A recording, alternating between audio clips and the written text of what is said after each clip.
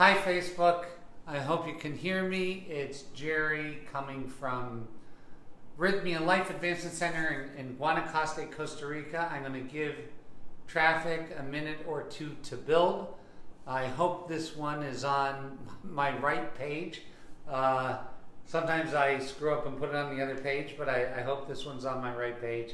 Again, I'm coming to you, hey Zinlin, I'm coming to you from Guanacaste, Costa Rica at Rythmia Life Advancement Center. We have a beautiful week. We had a great week last week, almost 100 guests.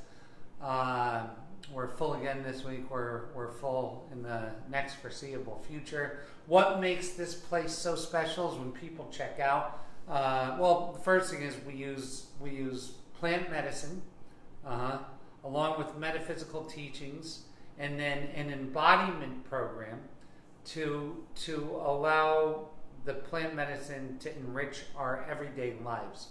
So a lot of places you can do, hi guys, hi Dorota, hi Claudia. A lot of days you can do, or a lot of places you can do plant medicine, and without really learning how to embody that so it enriches our lives, there's not a whole lot of value in it, right? Because it's like a peak experience that doesn't have a long-term benefit.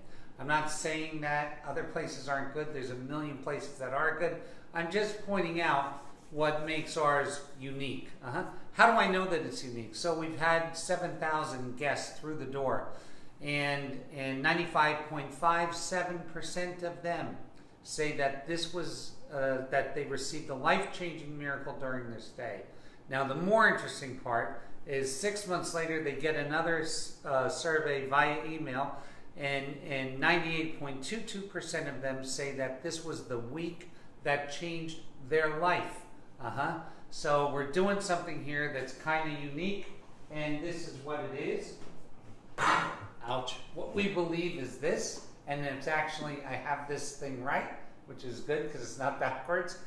We believe that when you're born, or from the time you're conceived to about 5 years old, an event happens in your life and causes you to be afraid, and you split from your soul into this new self, and then that self becomes who you become in life, and that all disease, all addictions, and all disorders are a result of this split, and your soul's longing to come back and be whole. And we believe, and we only believe this because we have a lot of data on this. We're the only place in the world, I believe, that keeps data on these kinds of things. We believe that the coming together of that enriches your life going forward, providing you can embody it in your everyday life. So, what are some of the things that the medicine has taught us? I've done a lot of the medicine, but again, doing the medicine for the sake of doing the medicine is something very, very different than doing the medicine to embody the teachings in our life. Yeah? So let's just talk about a little bit about what that looks like. So the things I learned from the medicine. Number one, there is no overnight success. That life is hard. It really is. And that success takes longer than anybody thinks, because mastery takes longer than anybody thinks. And so the universe is perfect in so much as it pays you exactly what you're worth. Exactly. It doesn't overestimate or underestimate. It pays you what you're worth based on what you're doing. So here's the things that I learned, right? Number one, it's going to take longer, and it's going to be better. It's going to take longer than you thought, and you're going to achieve more than you thought. And I can promise you that this is the way. Once we adjust ourselves to that way of thinking, and I'll give you an example. Rythmia Life Advancement Center turns 4 in a couple days. I think February 3rd or 6th. I forget what day. And I'm 4 years into a 10-year foothold, where I really look at these things on a 10-year journey, as a 10-year journey. And we continue to get better and better and better and better at what we do. Better food, better lodging, better service, better customer service, better everything. We continue to get better, and I still have 6 years before it's really, really what I want it to be. So we look at things on a 10-year mastery, and if you look at that, then you won't constantly be beating yourself up because you didn't get there in a year and a half. You didn't get there in 2 years. You didn't get there in 4 years. You didn't get there. Don't worry about it. As long as you're doing, and here's the difference. See, when you pick what your heart's desire is from a merged soul, then you're willing to wait that long because it's worth it. You're willing to put up with all kinds of adversity because it's worth it. And if you're doing your heart's content, there is going to be adversity. There's going to be a million people telling you that you're not that special, that you're not that good, that you'll never be anything. That's part of the thing. And in order for you to hang on to that, you have to have had picked that from a merged place in yourself. And let's say you did. So these are the lessons of the medicine. Let's say that I picked what I want from my life, be that my relationship, my financial situation, my vocation, my gift, my thing. I picked it from a merged place, and now I have to tell the truth. Here's the whole thing with the medicine. The medicine is constantly pointing us back to the truth. Where do people make the biggest mistake? They take a spiritual bypass. What they do is they don't assess where they're at. They only pick a goal for where they want to be, and that goal is a flimsy goal because it doesn't have first steps. It doesn't address where they're at. I want to be an astronaut. Okay. That's out there, right? I want to be an astronaut. I want to be this. I want to be that. But never, ever assessing and addressing where you are at this moment. So the medicine, the lesson of the medicine, is to tell the truth about yourself. That's all you got to do. All you have to do is tell the truth. You know what? I'm in this position at this point in my life, and I'm trying to get here. That's it. Tell the truth. And when I say tell the truth, is that this is what tell the truth is. Give yourself an accurate assessment of how things are, no matter how bad it is. Tell yourself the truth. And from that truth, so what do we talk about? We talk about how things are versus how we wish things were. So look at, if I project into the thing how I wish things were, and I'm trying to get somewhere else, I can't. I have to say how things are so that I can get somewhere else. It's kind of like this manifestation. I hate that word. The creation process is very much like calling a taxi. Hey, yellow cab, I want to go to 42nd in something in Midtown. And where am I? Oh, I want to lie about where I'm at. Well, if you lie about where you're at, you're never going to get picked up. You're not going to get picked up. So a spiritual bypass is joking, kidding ourselves because we're afraid of the truth and picking out the thing that we want to be. So I'm going to kid myself and say some other shit. Oh, I'm on my 800th relationship because I'm really special. Make up some kind of fucking story. And yet I want this over here. That is not going to work. That is not going to work. That is not going to work. That is not going to work. I'm really good. My restaurant serves wonderful food, although I get bad reviews because people don't know what good food is. Boom. Here we are, man. Same exact thing. The truth will set you free everywhere. Everywhere, right? So, that's what a spiritual bypass is. A spiritual bypass is kidding yourself about where you're at so it feels better to yourself in hopes that that's going to allow you to get to the goal of what you want. That is not truth. And I have to tell you something. The universe is about truth. Life is about truth. All progress is based in truth. What do we have here? What do we want? So now here's some things about this, right? So you better. So this is the thing. So now listen, I picked my vocation from my wholeness. I want to be a healer extraordinaire. And I start by looking at it and saying, hey, it's probably going to take me 10 years to get there. And I'm going to make this my life to do this. This is what I love to do. Then you better love problem solving. You better love problem solving. Because nothing is easy. Nothing is without problems. There is no thing You know, people say, oh, they talk about flow. Flow is after you've mastered it. Flow, if you ever watch Michael Beckwith preach, you'll understand what flow is. I guarantee you, 30 years ago, it didn't look the same. He can do it with his eyes closed, reading Sports Illustrated.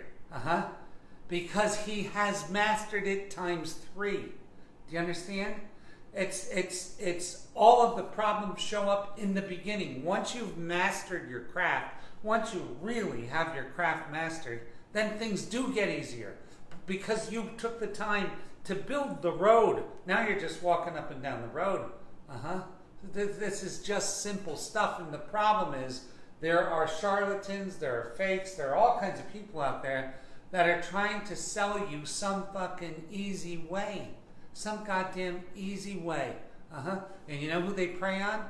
The people that are weak and susceptible. Everybody has weak and susceptible moments. Yeah?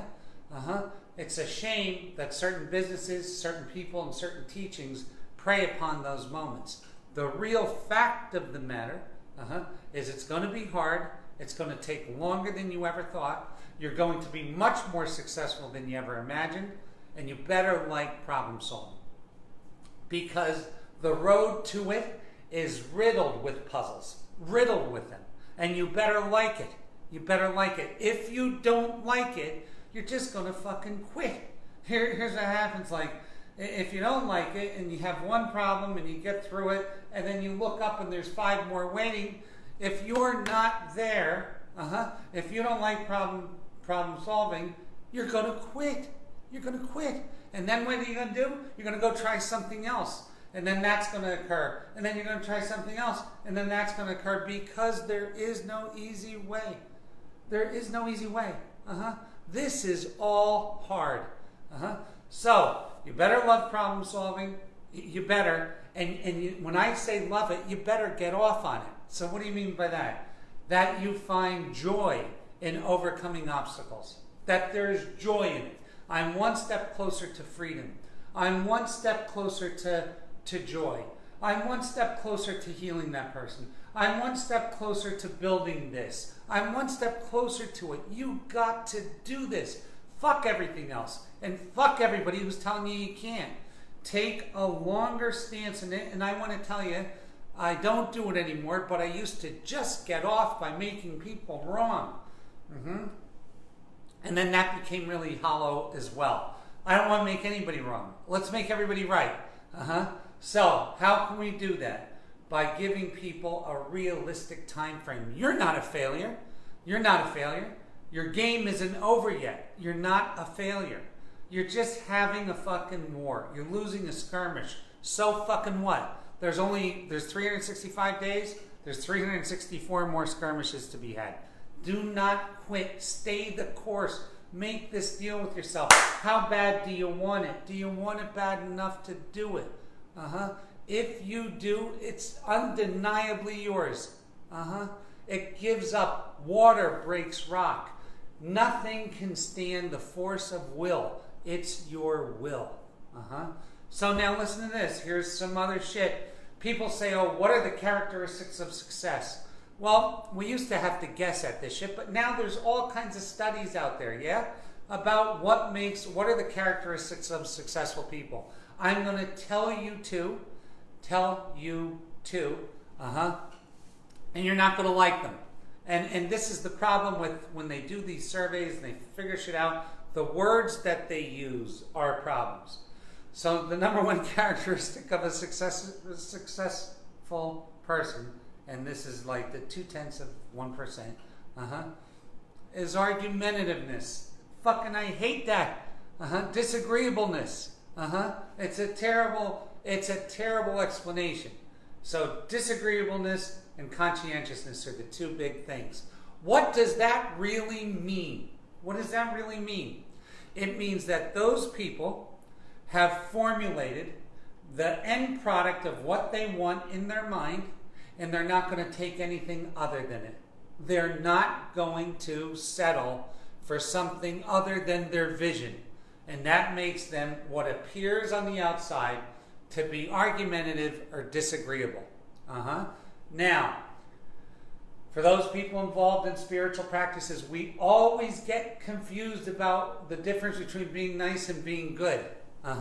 Being nice can mean to most people in the spiritual realm, people pleasing.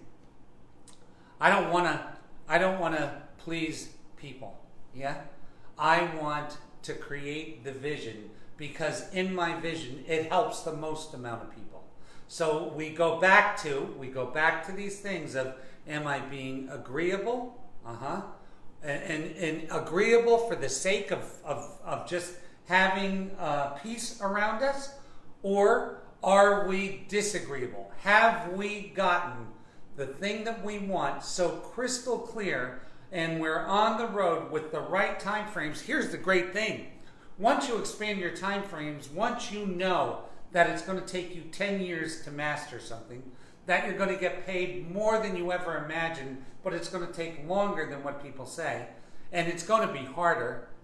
But once we bite those bullets, once those bullets have been bitten, then guess what? We start being super, super, super conscientious. And the more conscientious we become, the more time frames we collapse. So when you're, oh yeah, we're going to get it, and not really serious, and doing spiritual bypasses and trying different things, you're loosey-goosey, but once you decide, hey, this is hard, it's so fucking worth it, and I'm going to be the one, I'm going to be the healer that surpasses all their healers, and it's going to take me 10 years, and I'm going to start taking it fucking serious today. I'm going to take it serious today. And I'm going to take it serious every day until I get it. So how can you say, well, why can you say this? Well, I'm going to tell you. I led a very fucked up life, yeah? But I was good at business. I was really, really good. And I subscribed to these exact things that okay, they're going to take longer. And I'll tell you how I learned this. I was doing spiritual mind treatments, even though I wasn't a spiritual person. Since I was a young guy, since I was 17 or 18 years old, I read a couple books that talked about thanking God for things that did not yet occur in the plane. So thank Him in the field for what's occurring in the plane. So I would do this, and I wanted $10 million, and I wanted it in, I think, 3 years. And I prayed on it, and I did it every day. And it took me 10 years, and it was $100 million. So I can tell you, it's going to take longer than you ever thought. It's going to be harder than you've ever thought. It's going to be more rewarding than you can ever imagine, usually to the power of 10. So whatever your highest aspirations are, the truth of following through mastery is usually a factor of 10 times more. That it's going to take longer, and it's going to give you 10 times more. And by 10 times more, I mean 10 times more success, 10 times more joy, 10 times more freedom, 10 times more, whatever it is, it's going to be there. And I can promise you. So the thing is this, if you look at these traits, argumentativeness and conscientiousness, this does not mean the guy that sits on the corner and argues about politics and that does not mean that. What this means, and you will see this trait in all successful people, is they're argumentative with themselves. This is what I want, and I'm not going to settle for anything else. Kobe Bryant, God rest his soul, one of the greatest. Talk about a guy who was hard on himself, and boy did it pay off. What an amazing mastery he achieved, right? So what I'm telling you is this, is that the argumentativeness is, I want it to be perfect. I want what I'm doing to be perfect. I want it to be the best. I have made up my mind that I'm not going to go through this life as an also-ran, that I'm going to fucking do something. And when I say do something, I mean this. If I'm a landscaper, I'm going to do the best fucking landscaping anybody's ever seen in my life. If I'm a dishwasher, I'm going to wash more dishes more efficiently, more better than anybody in the world. If I'm a healer, I'm going to heal these people better than anybody's ever healed them. At least that's my thing. That's where I'm going. If I'm a this, I'm a that, I'm a this, this is it. Know that you're going to do that. And then don't take anything less than that. Don't take anything less than that. This is the vision I have of me at this point. And I'm going to let you in on a secret. I have a vision for my current business, for Rythmia, that it is the number one, hands down, no second, no third, no fifth, number one spiritual center in the world, in the whole world. That's a really, really, really, that's a big thing. And I'm going to tell you that it's going to have the highest consumer satisfaction of anywhere in the world. That's the perfectness. And I won't take less than that. Because the people that come here deserve that. I won't take less than that. And I'm so glad that people are involved with me in this thing. But this is it. So once you get this definitiveness of purpose, that this is what I'm going to be, and you start having motion towards it, guess what? The universe responds with motion. People, and this is where another thing that is a misconception. People say, oh, don't tell anybody your plans. That's bullshit. Make big plans and tell everyone, and then move towards them and watch people, because the universe is working, watch people fall in to assist you with this. To assist you with it. This is the truth. The absolute truth. Okay, so this is. Let me talk a little bit about Rythmia and where it's going. Kyle Cease is coming, I believe, in April, I think. Go to the Facebook and find him. Kyle Cease is one of my favorites. He's coming. We're booked out, I guess, 6 to 8 weeks in advance all the time. But I want you to come. I want you to call and see if there's a cancellation. Come, get in here. Get this. This is step one. Merging back with my soul is step one. And then all these other steps are thereafter, yeah? And I want you to get this. And I got mine. I did. I want you to get yours. I want you to come here and join the team. And by join the team, what I mean is be merged and be walking through life, exposing your merged self to people. Boom. All of a sudden, we're in the shift. Hey, Melissa Lang. And my Truthonomics is February 2nd. Thank you, Zinlin. Thank you. So please come here and have this week, have a wonderful, blessed, sacred, beautiful week, and spend time in truth. In truth. God bless you, God keep you, God hold you, and we will see you at Rythmia. Hey, Johnny Fast.